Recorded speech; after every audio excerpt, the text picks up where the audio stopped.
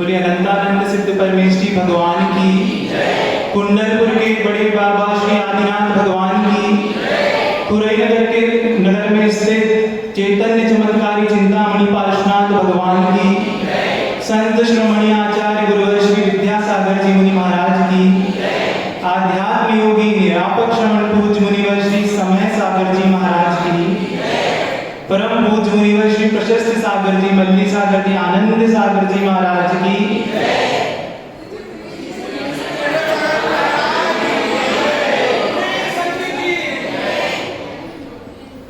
जब गुरु महाराज की पूजन कर रहे थे तो 2 क्षण के लिए आंखों को बंद किया तो गुरुदेव की जो मीठी मीठी मुस्कान है और जो मीठी मीठी छवि होती है और जो उनके मीठे मीठे शब्द होते हैं, उनको जैसे ही स्मरण किया तो अंतर में अलग ही प्रकार की विशुद्धि उत्पन्न हो जाती है।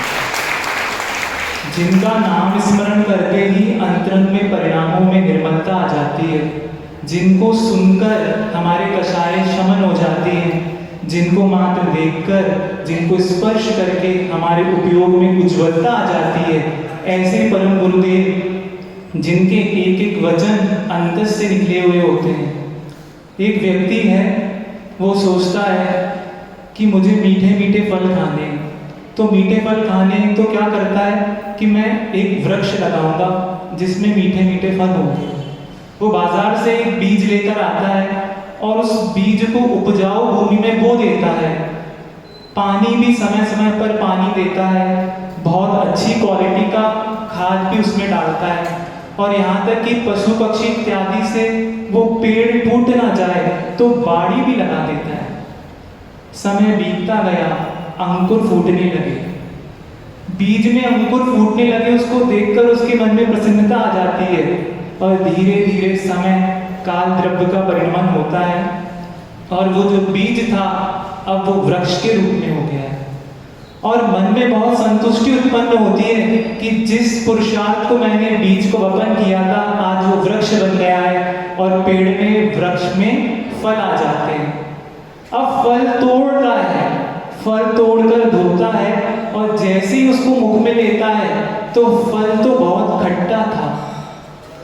अरे मैंने उम्मीद तो की थी कि मैं मीठे मीठे फल खाऊंगा, लेकिन फल को जब मैंने मुख पर रखा तो फल खट्टा था। अरे ये कैसे हो गया? तो आचार्य कहते हैं जैसा बीज बोया है वैसा ही फल मिलेगा। आपने जैसे परिणाम किए थे, आपने जैसे संस्कार अपनी आत्मा पर डाले थे, वैसे ही फल आपको मिलेगा।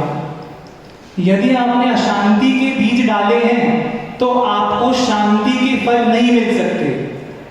यदि आपने पाप के बीज डाले हैं तो आपको पुण्य के फल नहीं मिल सकते।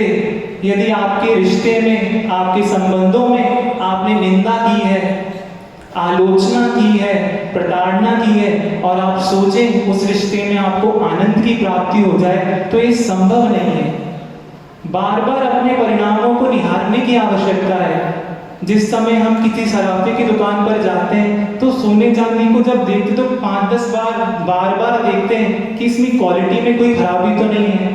आप कपड़े खरीदने जाते हैं तो कपड़े को भी बार बार खींच कर देखते हैं कि कपड़ा ठीक तो है। कोई खाद्य सामग्री है तो उस सामग्री को भी आप बार बार चेक करते हैं। लेकिन सोचिए, हम एक बार भी अपने निज के परिणामों की ओर दृष्टि नहीं डालते। कैसे कैसे कालुष परिणाम, कैसी कैसी दुर्भावनाएं मेरे अंदर पल रही हैं। मैंने अपनी आत्मा रूपी उपजाऊ भूमि में क्या दुर्भावनाओं का बीज डाला है या सद्भावनाओं का बीज डाला है, ये मुझे सेल्फ एनालिसिस करना है। आचार्य कहते हैं आत्मविश्लेषण खुद को करना पड़ेगा। कभी कभी किसी श्रावक से पूछते हैं आप कैसा महसूस कर रहे हैं, तो वो कहता है हम बहुत आनंद में हैं, लेकिन आपकी चेहरा कुछ और बताता है, आपकी आंखों में कुछ और पीड़ा दिखती है, आपके चेहरे पर वो चमक नहीं दिख रही। क्यों? क्योंकि अंदर में जो परिणाम है उनमें कषाय भरी हुई है। अंदर में जो आपके तत्व है वो मलिनता को प्राप्त है। आप हर एक रिश्ते को, आपके निजी रिश्ते, आपके स्वजन वाले, आपके परिजन वाले, आप उन व्यक्ति के साथ रहना नहीं चाहते, आप उनके साथ कंफर्टेबल महसूस नहीं करते हैं। क्यों? क्योंकि अंदर कषाय है। जैसे एक छोटा सा पेड़ होता है, यदि उस पौधे में हमने एक दिन तो पानी डाल दिया और बोल दें कि बस अब पेड़ उग जाएगा, तो क्या पॉसिबल है? नहीं है। हमको पौधे में हर रोज पानी डालना पड़ेगा, हमें समय समय पर खाद डालनी पड़ेगी। वैसे ही हमारे जीवन में ये जितने भी रिश्ते हैं, जितने भी नाते हैं, हमको समय समय पर प्रेम का पानी डालना पड़ेगा, वात्सल्य की खाद डालनी पड़ेगी। आपको समय समय पर आपको उनके आलोचना, निंदा इत्यादि से दूर रहना पड़ेगा। यदि आपने कभी देखा हो कि मेले में जाते हो और मेले में कोई झूला होता है, तो झूला क्या करता है, कभी वो झूला बहुत ऊपर जाता है, फिर नीचे आता है, फिर ऊपर जाता है, फिर नीचे जाता है। वैसे ही जो दिगंबर साधु होते हैं, वे भी प्रति क्षण छठवें गुणस्थान से सप्तम गुणस्थान और सप्तम गुणस्थान से छठवें गुणस्थान ऊपर नीचे झूलते रहते हैं। यदि आप अपने पिता के साथ मेले में जाओ और आपने यदि मेले में झूले का आनंद ना लिया हो, तो मेले जाने की कोई सार्थकता नहीं होती। वैसे ही जो दिगंबर वेश को धारण करे, निर्ग्रंथ अवस्था को प्राप्त करे और वो छठवें सप्तम गुण स्थान में ना झूले, आत्मा आनंद में लीन ना हो, तो उस साधु ने क्या आनंद पाया? इसलिए गुरु महाराज जब आत्मानुभूति के उन अद्भुत क्षणों में रहते हैं, तो उसमें से जब वे बाहर आते हैं तो उनके अंदर के विशेष चिंतन, विशेष तत्व से मौलिक अनुभूतियां निकलती हैं।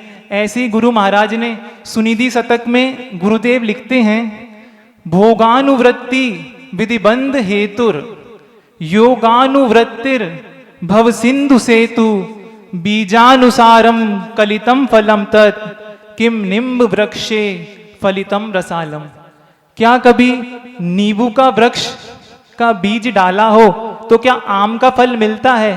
नहीं मिलता। ऐसे ही यदि आपने योग की आंख बंद रखी हो और भोग की आंख से देखेंगे तो क्या आपको आत्मा का आनंद आएगा? कभी कोई वस्त्र फट जाता है तो मां क्या करती है? एक सुई लेती है। अब सुई में यदि आपको धागा डालना है तो क्या करते हैं? एक आंख को बंद करते हैं और दूसरी आंख से क्या करते हैं? धागे को उस गड्ढे में पिरोते हैं। वैसे ही हमको जब भी अपने अंतर का आनंद प्राप्त करना होगा, अंतर में शांति महसूस करनी होगी, तो अपनी भोगों की आंख को बंद करना होगा और योग की आंख से निहारना होगा। देखो, आज कभी आप पानी छानते हैं, वर्षों से कहा जा रहा है जिनवाणी में कि पानी की बूंद को छानकर ग्रहण करें। एक व्यक्ति यहाँ पर ऐसे भी होंगे जो पानी को छन्ने से छानते होंगे, ऐसे भी होंगे जो पानी को पूरा बॉईल करते होंगे। लेकिन जो बॉईल कर रहा है उससे पूछो, भाई तुम बॉईल क्यों कर रहे हो? तो वो कहता है कि हर एक पानी की बूंद में अनेकों बैक्टीरियाज होते हैं, अनेकों जीव होते हैं। यदि मैं बॉईल नहीं करूंगा तो ये जीव मेरे शरीर में जाएंगे और जैसे ही मेरे शरीर में जाएंगे तो मैं रुग्ण हो जाऊंगा। तो उसकी दृष्टि आरोग्य को लेकर है, उसकी दृष्टि स्वास्थ्य को लेकर है। लेकिन ऐसे भी जैन बंधु होंगे, ऐसे भी जिनेंद्र शासन को मानने वाले जीव यहाँ पर होंगे जो जानते हैं कि एक एक बूंद में जो जीव है वो जीव भी ज्ञान दर्शन स्वभावी हैं।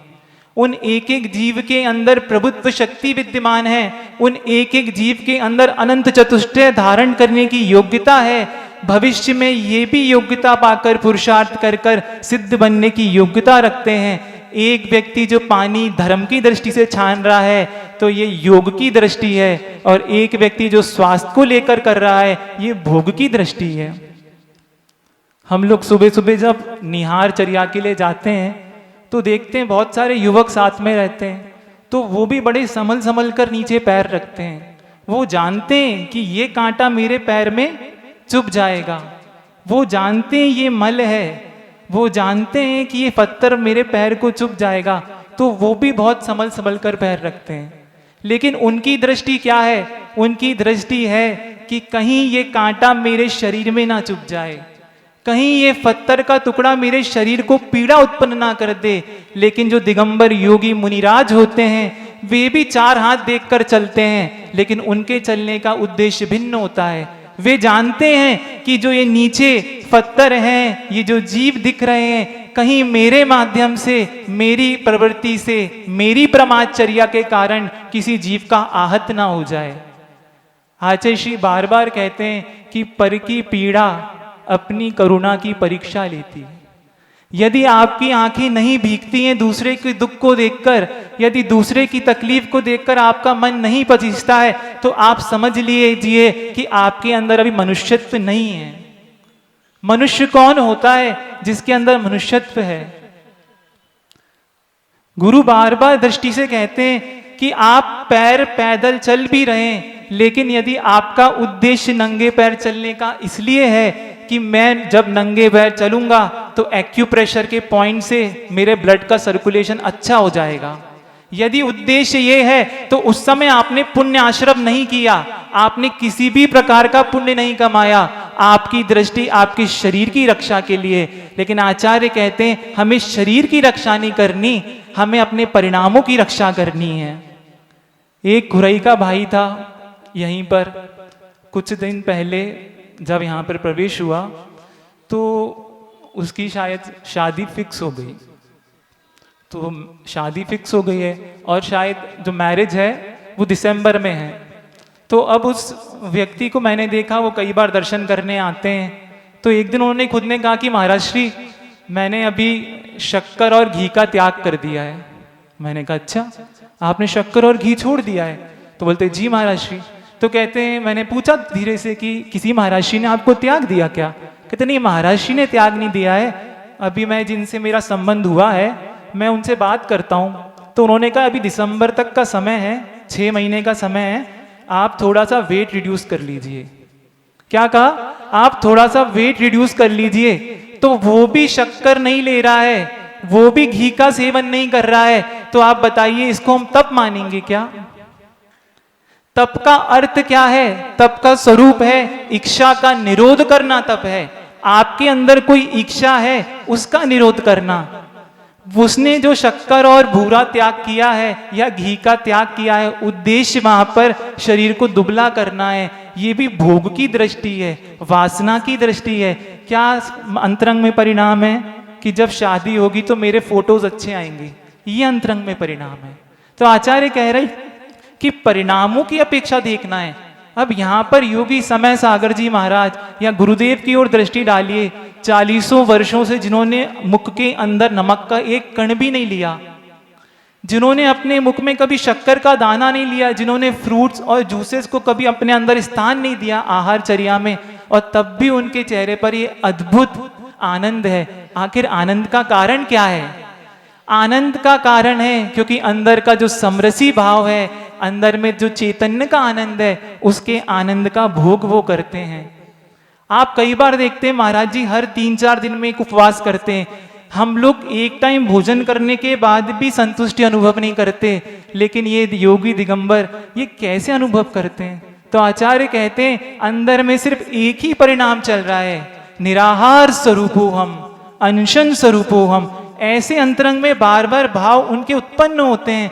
वे खाना नहीं चाहते, वे सिर्फ और सिर्फ रत्नत्रय के पालन के लिए, सिर्फ और सिर्फ अपने स्वाध्याय की सिद्धि के लिए, तप की वृद्धि के लिए आगम के अनुकूल थोड़ा बहुत लेने का भाव करते हैं। बार बार इसलिए हमारी दृष्टि साधुओं की ओर आनी चाहिए, क्योंकि हमेशा एक द्रव्य के माध्यम से दूसरे द्रव्य पर प्रभाव पड़ता है। यदि आपके पास पात्र में एक कटोरा दूध है और यदि उस दूध के अंदर आपने 1 चम्मच हल्दी डाल दी तो क्या होगा? दूध का जो अब सफेद रंग है वो पीला हो जाएगा, दूध की गंध में भी परिवर्तन आ जाएगा और दूध के जो गुण थे अब उनमें भी वृद्धि हो जाएगा। अभी सामान्य जो दूध था उसमें सिर्फ कैल्शियम था, आपने जैसे ही 1 चम्मच उसमें हल्दी डाली तो अब दूध में एंटी इन्फ्लेमेटरी हो गया है, आपके घावों के लिए वो औषधि बन गया है।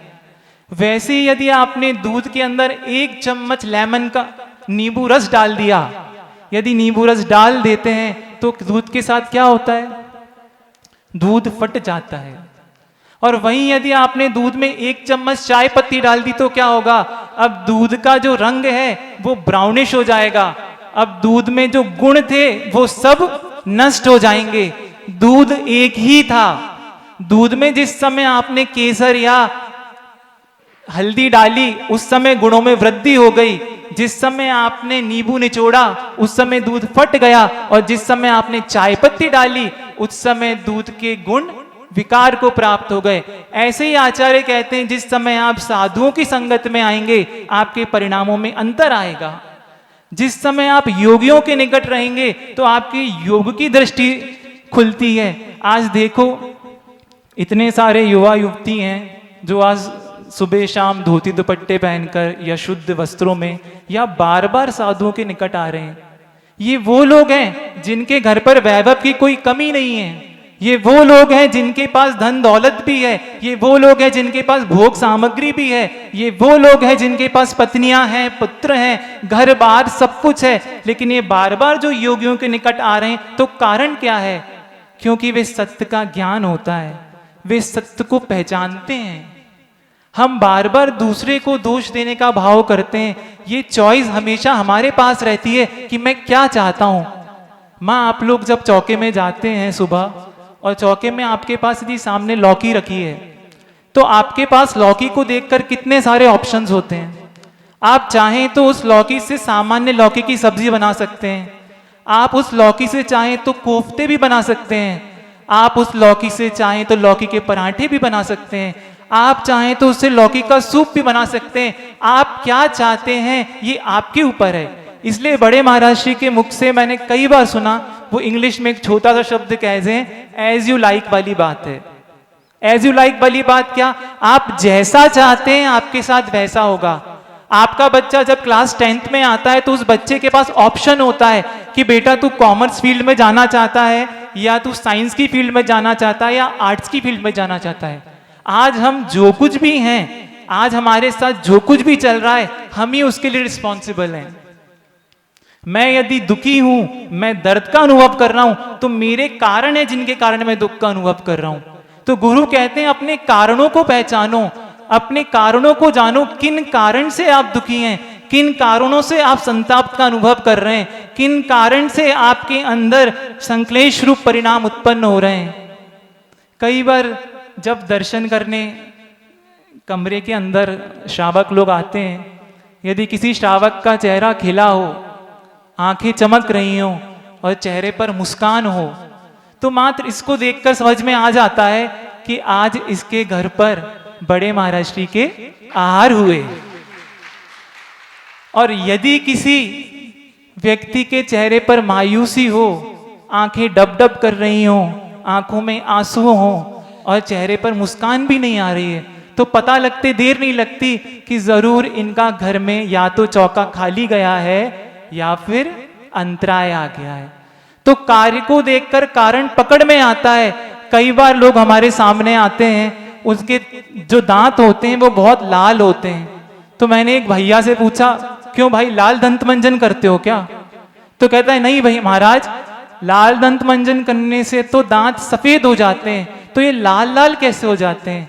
हमारे सामने आपने तंबाकू का सेवन नहीं किया, हमारे सामने आपने पान का सेवन नहीं किया, लेकिन पूर्व में आपने छुपकर तंबाकू खाया है।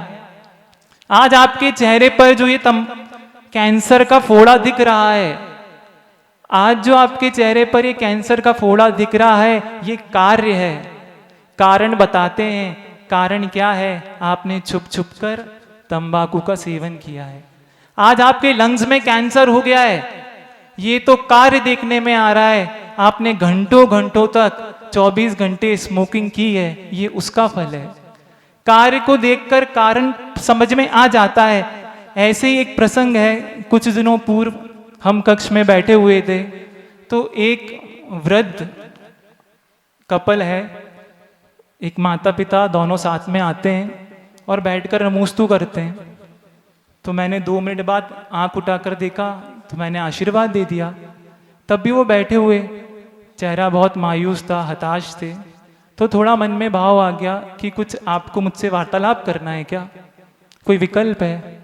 तो कुछ नहीं, थोड़े धीमे धीमे स्वर में अवरुद्ध कंठ के साथ कहते हैं कि महाराज जी, क्या हमारा इतना भी पुण्य नहीं है कि हमारे घर पर कभी किसी दिगंबर साधु के चरण पड़ जाएं? तो मैंने कहा नहीं, आप अच्छे से शुद्ध आहार प्रिपेयर कीजिए और पड़गान कर लीजिए, तो आपके पुण्य के योग से दानंतराय कर्म का क्षोभशम होगा, और साधु को यदि लाभंतराय कर्म का क्षोभशम होगा तो आपके द्वार पर पैर रुक जाएंगे। तो कहते हैं महाराज जी अभी 2 साल पहले ही हमारी अभी 2 बार कुछ हार्ट का ऑपरेशन हुआ है, तो ये चल नहीं पाते हैं, और मेरा भी अभी एक्सीडेंट हुआ है। तो मैंने पूछ लिया कि आपका कोई पुत्र होगा तो उसको भेज दीजिएगा, वो पड़गान कर लेगा। तो जैसे ही मैंने सिर्फ ये बोला तो दोनों माता पिता की आंखों से आंसू टपकने लगे। तो मुझे बड़ा विकल्प हुआ कि मैंने कुछ गलत कह दिया क्या, मैंने ऐसा तो कुछ नहीं पूछा। तो बोलते हैं कि वो जो बेटा है वो IIT इंजीनियर है, और वो जो व्यक्ति है वो खुरई के रहने वाले नहीं है। तो वो विदेश जो बेटा है वो अमेरिका में 8 वर्ष से रह रहा है। तो मैंने कहा बात होती होगी, तो कहते हैं महाराज जी दिक्कत तो यही है, वो कभी बात भी नहीं करता। तो मैंने कहा क्या आपको धन की परेशानी है?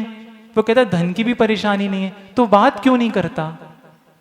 ये कार्य देखने में आ रहा है। तो मैंने माँ को समझाया कि हाँ अशुभ कर्म का उदय है, आपके कर्म है जो अपना लाभन पुत्र होते हुए भी पुत्र का सुख प्राप्त नहीं हो रहा है, हमारे पास सहारा है फिर भी वो हमको सहारा नहीं दे रहा है।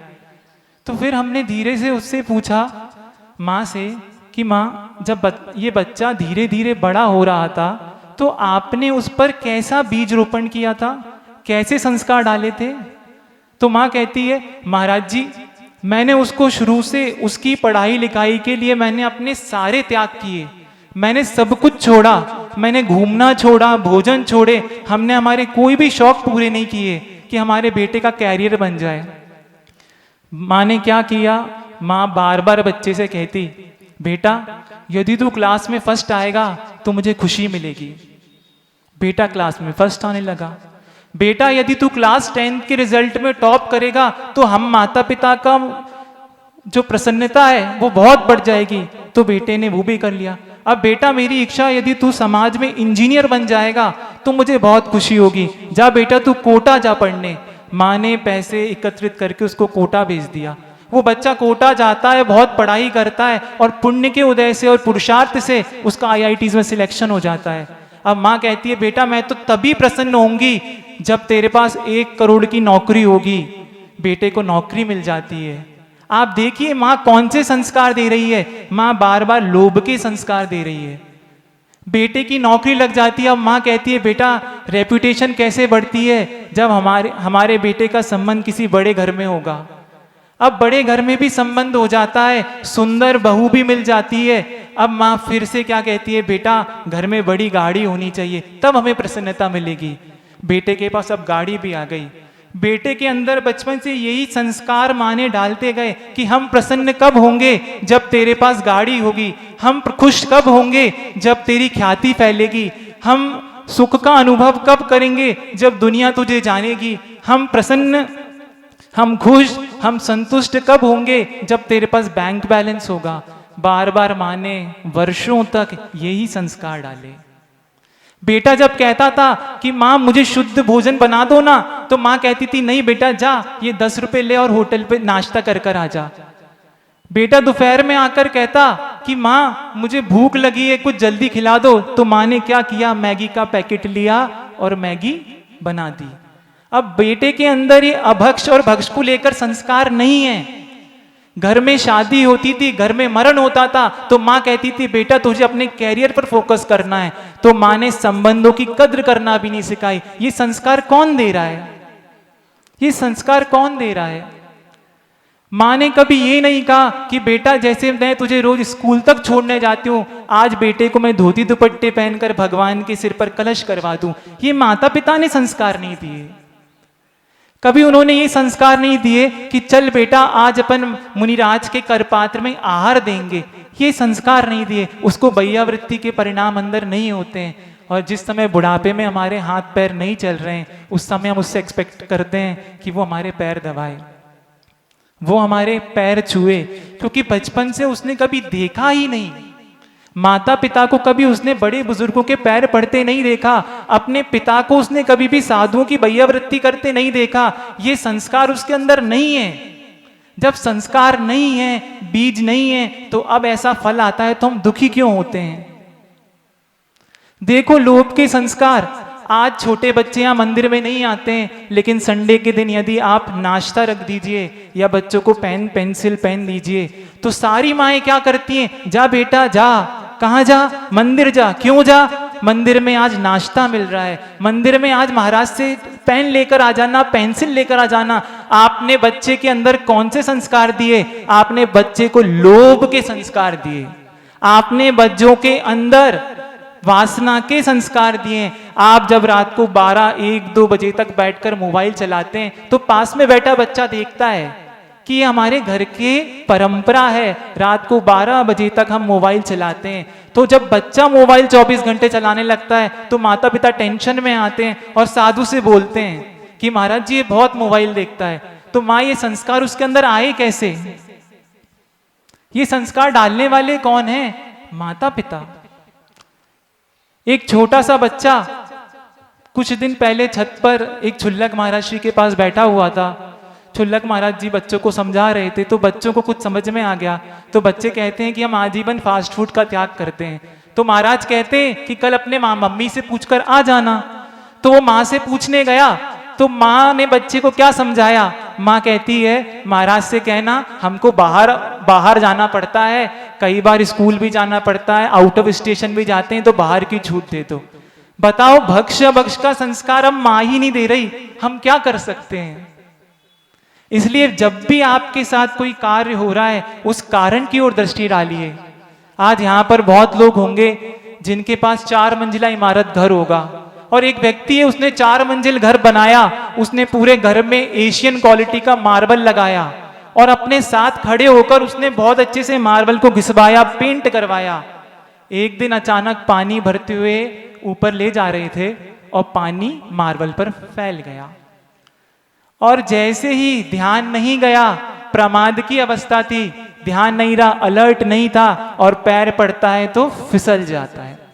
जैसे ही फिसलता है तो अब पूछो अंदर के परिणामों को, अरे मैंने कौन सी घड़ी में ये मार्बल लगवाए थे, मैंने कौन सी घड़ी में ये 4 मंजिला इमारत बनवाई थी, मैंने कौन सी घड़ी में ये मार्बल को घिसवाया था।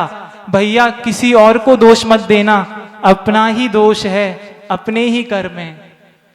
देखो आप सबके जीवन में जब हम उत्पन्न होते हैं या जन्म लेते हैं, तो बैंड बाजे बजते हैं, हो तो कहो, बैंड बाजे बजते हैं। जब आपकी सगाई होती है या शादी होती है, तब भी बैंड बाजे बजते कि नहीं?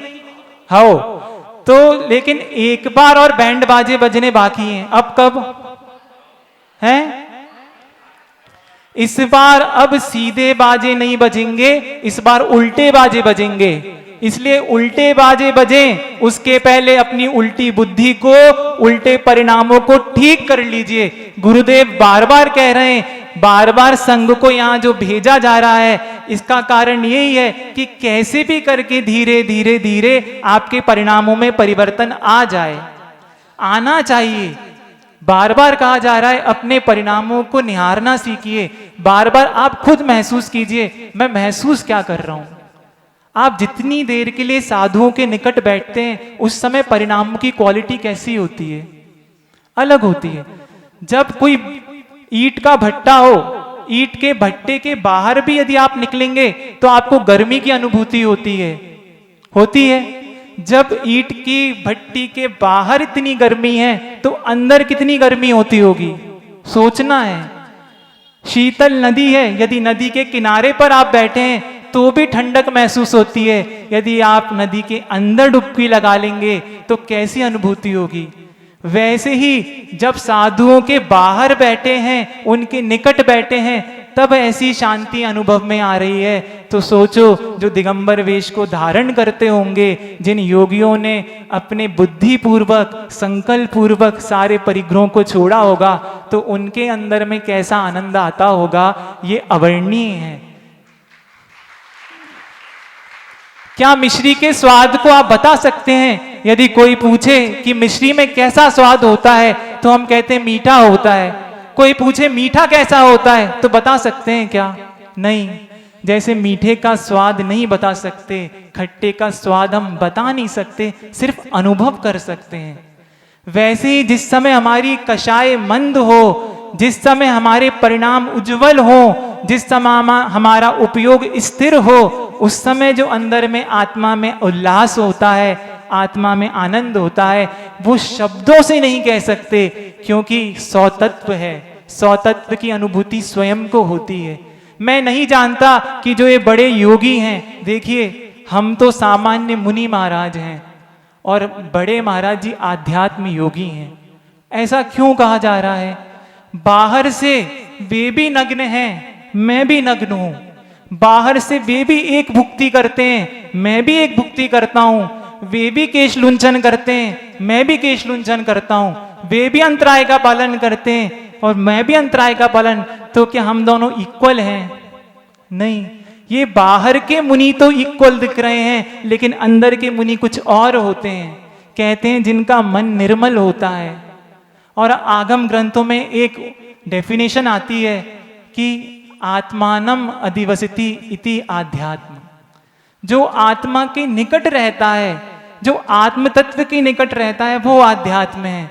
आज यदि सिरमौर से आप सारे श्रमण संस्कृति को देखेंगे तो महसूस करेंगे कि आध्यात्म की निकटता जो बड़े महाराज के पास है, वे कहीं नहीं है। मैं इसलिए नहीं कह रहा कि मैं उनका शिष्य हूं, आप भी उस चीज को अनुभव करते हैं। एक मूक होता है और एक मौनी होता है। जिस व्यक्ति के अंदर बोलने की इच्छा तो हो पर बोलने का सामर्थ्य ना हो, उसको मूक कहते हैं, जैसे पशु इत्यादि। लेकिन जिसके पास बोलने का सामर्थ्य हो, अभिव्यक्त करने की योग्यता हो, लेकिन जो इच्छा का निरोध करने के लिए, कषायों को मंद करने के लिए, उपयोग को निर्मल बनाने के लिए, जिसने 40 वर्ष तक अखंड मौन की साधना की, ऐसे वे दिगंबर योगी समय सागर जी महाराज हैं, जिन्होंने लौकिक वार्ताओं से अपने आप को मौन रखा है, जिन्होंने अपेक्षाओं से अपने आप को मौन रखा है, जिन्होंने कामनाओं से अपने आप को मौन रखा है, जिनके मुख से जब भी शब्द निकलते हैं तो आगम चक्कू साहू को लेकर रहते हैं। हम लोग ने भी जब संघ ज्वाइन किया था तो हमारे पास भी साइंस को लेकर बहुत कुछ रहता, साइंस के अकॉर्डिंग ही हमारा थॉट प्रोसेस था। जो हमारी विचार शैली थी वो हमेशा हम साइंस को लेकर टेक्निकल करते थे। लेकिन धीरे धीरे धीरे गुरु पिलाते गए, धीरे धीरे पिलाया। कभी ठंडी पट्टी दी तो कभी कभी गर्म पट्टी भी मिली। गर्म पट्टी मतलब, गर्म पट्टी मतलब नहीं, डांटते तो नहीं है, ज्यादा डांटते तो नहीं है, लेकिन गुरु का अलग होता है। वो जब प्रेम से मुस्कान देंगे वो अलग है। और उनके पास एक बहुत बड़ा शस्त्र होता है। कौन सा शस्त्र? माध्यस्थ भाव। माध्यस्थ भाव कहता है कि ना तो मुझे अब अच्छा कहना है, ना मुझे बुरा कहना है, ना तो टोकना है, ना गुण बताना है, ना दोष। वे शांत रहते हैं।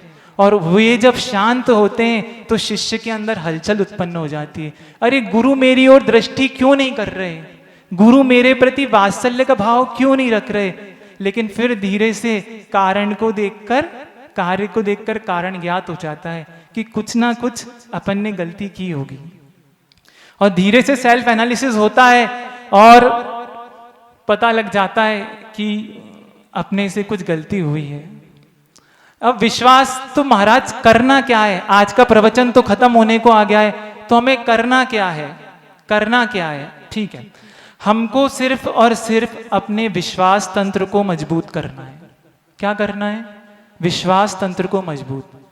दिगंबर साधु के जब बाल बढ़ जाते हैं तो वे दिगंबर साधु 2 महीने मिनिमम और मैक्सिमम 4 महीने के बीच में केश लुंचन करते हैं। कैसे करते हैं? अपने हाथों से लगातार केश लुंचन करते हैं, निरीह वृत्ति के साथ। लेकिन जब आप लोगों के बाल बढ़ जाते हैं, जब आप लोगों के बाल अस्त व्यस्त होते हैं, तो आप क्या करते हैं? आप किसी नाई के पास जाते हैं, बार्बर के पास जाते हैं। सोचो, आपके विश्वास की धारा, एक नाई है जिसके हाथ में कैंची जैसा अस्त्र है, जिसके पास क्या बोलते हैं उसको? उस्तरा जिसके पास उस्तरा जैसा शस्त्र है, वो आपकी गर्दन के पास उस्तरे को रख रहा है, कैंची को आपके कान के पास कर रहा है, लेकिन तब भी आपका अद्भुत विश्वास है। धन्य है आपका विश्वास। आप एक व्यक्ति जो आपके कुल का नहीं है, आप बिल्कुल फ्री माइंड के साथ मुस्कुराते हुए आंख बंद करके वो के बाल काट रहा है तो भी आप कटवा रहे हैं, तब आपको विकल्प होता है क्या? क्योंकि आप उस पर तक विश्वास कर लेते हैं। एक मां जब घर में रोज दूध वाला आता है, वो दूध लाता है, क्या आप कभी सोचते हैं कि इसने इस दूध के अंदर विष मिला दिया होगा, इसने दूध के अंदर कोई पॉल्यूटेड चीज मिला दी होगी? नहीं करते, आप उस पर भी विश्वास कर लेते हैं। यहां पर पिता बैठे, इतने सारे पिता होंगे, वो अपनी बच्ची को लालन पालन वर्षों तक करते हैं और एक किसी पर पुरुष जिसके साथ संबंध करते हैं उसको, बेटी को सौंप देते हैं, तो पिता उस पर भी विश्वास करता है। तो विश्वास, हम जब लौकिक पर विश्वास कर रहे हैं, साइंस पर विश्वास कर रहे हैं, तो आचार्य कह रहे हैं क्यों नहीं हम एक बार जो जिनेंद्र शासन में हमारे मुनि कह रहे हैं, हमारे भगवान कह रहे हैं, उनकी बात पर विश्वास करने में क्या दिक्कत है? क्या आपने कभी ऑरेंज के अंदर या आंवले के अंदर विटामिन सी को देखा है? क्या आपने दूध के अंदर विटामिन B12 देखा है? क्या आपने प्रोटीन देखा है? क्या आपने सब्जियों के अंदर विटामिन और मिनरल्स देखे हैं? नहीं देखे, लेकिन तब भी आप क्या विश्वास करते हैं कि साइंस कह रहा है तो इसके अंदर विटामिन हैं, साइंस कह रहा है तो इसके अंदर मिनरल्स हैं। जब साइंस पर इतना विश्वास कर सकते हैं, वो साइंस जो हर बात पलटता रहता है। जब मैं स्कूल में था उस समय प्लैनेट्स 9 होते थे। कितने ग्रह थे? 9 ग्रह हुआ करते थे, और आज कुछ समय बाद पता लगा है कि अब प्लैनेट्स 8 हैं। तो साइंस थोड़े दिन पहले कुछ कहता है, थोड़े दिन बाद कुछ कहता है, तब भी हम विश्वास करते हैं। जब हमारे विश्वास का स्तर साइंस पर इतना है, तो क्यों नहीं अपने भगवंतों की वाणी पर विश्वास करें? कई लोग बोलते हैं कि हम नमो सिद्धाणम कैसे बोलें, क्योंकि सिद्ध भगवान दिखते ही नहीं है। आज कोई रिद्धिधारी मुनिराज दिखते नहीं है, तीर्थंकर दिखते नहीं है, तो विश्वास कैसे करें?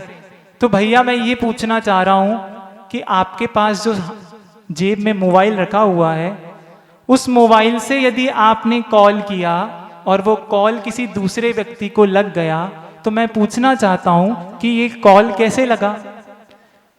जो तार्किक स्टूडेंट होगा तो वो कहेगा महाराज जी ये सिग्नल होते हैं, जो सिग्नल यहां से एंटीने पर जाते हैं और एंटीने से उस वाले मोबाइल पर चले गए, इसलिए फोन लग गया। तो पूछना चाहते हैं क्या आपने उन सिग्नल को कभी अपनी आंखों से देखा है? जबकि साइंस कह रहा है वो सिग्नल इनविजिबल हैं, वो आंखों से दृष्टिगोचर नहीं होते। जो नहीं दिख रहा है उसका भी अस्तित्व होता है। ऐसे ही सिद्ध भगवान नहीं दिख रहे हैं, वे नहीं दिखेंगे, आत्मा नहीं दिखती है, लेकिन फिर भी उसका अस्तित्व है। इसलिए गुरुदेव कहते हैं सूक्ष्मम जिनोदितम तत्वम हेतुविर नैव हन्यते आज्ञा सिद्धम तु तद्ग्राह्यम नान्यतो वादिना जिना। हमारी बुद्धि बहुत अल्प है। यदि मैं अभी चाहूं कि यहां से वहां उस वेदी पर क्या रखा हुआ है तो मैं नहीं देख सकता, क्योंकि मेरी आंखों में इतना पावर नहीं है। मैं नहीं देख सकता कि ऊपर सितारे कितने दूर हैं, क्योंकि मेरे पास इतना पावर नहीं है। आज हम सबके पास अल्प बुद्धि है और चीज बहुत सूक्ष्म है। क्या मेरे हाथ में अभी आप कुछ कीटाणु देख पा रहे हैं? नहीं देख पा रहे। लेकिन यदि आप माइक्रोस्कोप के लेंस से देखेंगे तो आपको मेरे हाथों में सैकड़ों कीटाणु दिख जाएंगे। हमारे पास वो आंख नहीं है, क्योंकि चर्म चक्षु हैं, देखने में नहीं आएगा। इसलिए गुरुदेव कह रहे हैं कि तत्व का स्वरूप जब समझ में ना आए, आपकी बुद्धि काम ना करे, तो क्या करना है? जैसा भगवान ने कहा है, जैसा गुरुओं ने कहा है, जैसा आचार्यों ने कहा है, उस पर यथा योग श्रद्धान कर लेना, उस पर श्रद्धान कर लेना, उस पर विश्वास कर लेना। जैसे जैसे आपके विश्वास के स्तर बढ़ते जाएंगे, बढ़ते जाएंगे, बढ़ते जाएंगे, आपको आनंद आना प्रारंभ होगा। क्योंकि मकान की नींव जो होती है वो मजबूत होती है, वैसे ही धर्म की यदि कोई नींव है तो वो विश्वास है, आस्था है। ये जितने भी साधु अपना घर छोड़ते हैं, अपना वैभव छोड़ते हैं, माता पिता को छोड़ते हैं, परिवार छोड़ते हैं, कपड़े छोड़ते हैं, ये क्यों छोड़ते हैं? हमने मोक्ष तो नहीं देखा, लेकिन हम सब साधु के अंदर जितने भी लोग व्रत को धारण करते हैं, हर व्यक्ति को यथार्थ श्रद्धान है कि इस विश्व में यदि कोई सच्चा पुरुष है, कोई सत्य का स्वरूप बताने वाला है, तो उसका नाम आचार्य गुरुवर विद्यासागर महाराज है। यदि सत्य का प्रतिपादन करने वाले कोई इस जगत में हैं, तो वे गुरु महाराज हैं। सामान्य ज्ञान से आपकी ख्याति फैल सकती है, सामान्य ज्ञान से आपको प्रसिद्धि तो मिल सकती है, लेकिन जब भी आत्मख्याति प्राप्त होगी, जब भी आत्म प्रसिद्धि प्राप्त होगी, वो सम्यक चारित्र से ही होगी। और गुरु महाराज के चारित्र का प्रभाव इन 55 वर्षों से हमने बुंदेलखंड नहीं पूरे विश्व में देखा है। ये गुरु महाराज की महिमा है। बार बार अपने परिणामों को निहारना है। क्या मेरे अंदर साधुओं को देखकर परिणाम कैसे उत्पन्न हो रहे हैं? क्या मेरे अंदर भक्ति रूप परिणाम हो रहे हैं कि नहीं हो रहे? क्या मुझे साधु की वैयावृत्ति करने का परिणाम होता है कि नहीं होता? मैं खुद तो भोग रहा हूं, लेकिन क्या मैं इन योगियों के चरणों को स्पर्श करने का भाव रखता हूं? नहीं रखता। कई युवकों का कहना होता है कि महाराज हम लोग स्वाध्याय इसलिए नहीं करते क्योंकि स्वाध्याय की भाषा बहुत टफ है। आप स्वाध्याय को किसी इजी लैंग्वेज में बताइए। तो मैं एक प्रश्न करना चाहता हूं आपसे, आपने कभी मूंगफली बेचने वाले की भाषा को देखा है? वो कैसे बेचता है? मूंगफली ले लो। आपने सब्जी वाले की भाषा को देखा है? सब्जी वाले बेचने वाले की भाषा अलग होती है, एक पढ़े लिखे डॉक्टर की भाषा अलग होती है, एक इंजीनियर की भाषा अलग होती है, एक लॉयर की भाषा अलग होती है। वैसे ही जिनेंद्र शासन की भाषा ये अलग है, ये आगम की भाषा है, ये सिद्धांत की भाषा है। जैसे कोई डॉक्टर कभी इंजीनियर को यदि पर्चा लिखता है तो क्या इंजीनियरिंग शब्दों में लिखता है? डॉक्टर अपनी भाषा में ही लिखेगा। हमको पुरुषार्थ करना है उस भाषा को समझने का, हमको पुरुषार्थ करना है, क्योंकि हमारे साधुओं ने कितने अपने अद्भुत क्षणों को छोड़कर हम सब पर उपकार करने के लिए ये अद्भुत जिनवाणी में ऐसे ऐसे रहस्यों को उद्घाटन किया है। उन रहस्यों को हमको उनकी भाषा को समझना है। आप पढ़ने का पुरुषार्थ कीजिए। पढ़ना स्वयं को पड़ेगा।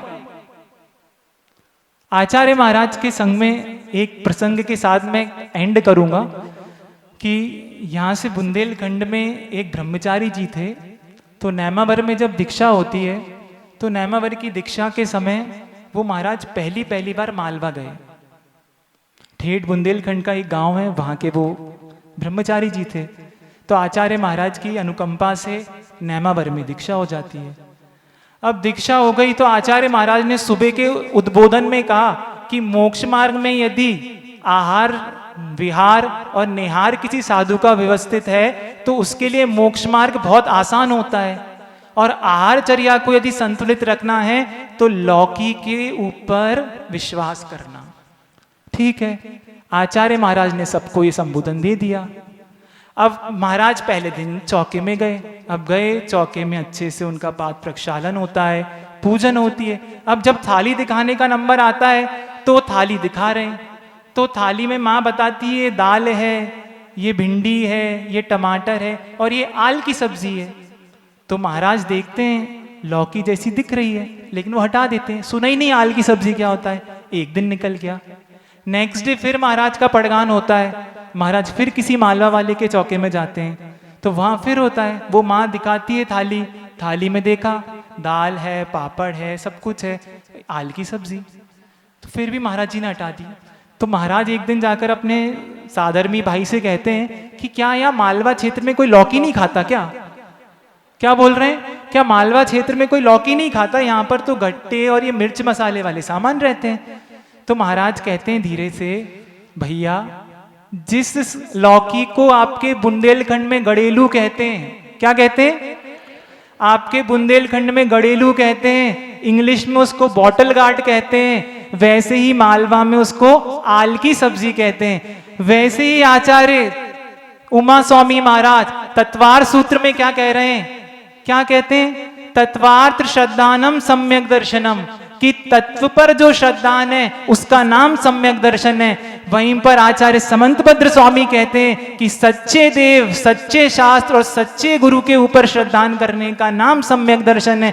वहीं पर कुंद देव क्या कहते हैं कि अपने आत्म तत्व पर श्रद्धान करने का नाम सम्यक दर्शन है। तो हम जैसा अल्प बुद्धि जीव तो कंफ्यूज हो जाता है कि अरे तीनों आचार्यों ने अलग अलग विवक्षा दी है सम्यक दर्शन की, तो क्या सम्यक दर्शन अलग अलग है?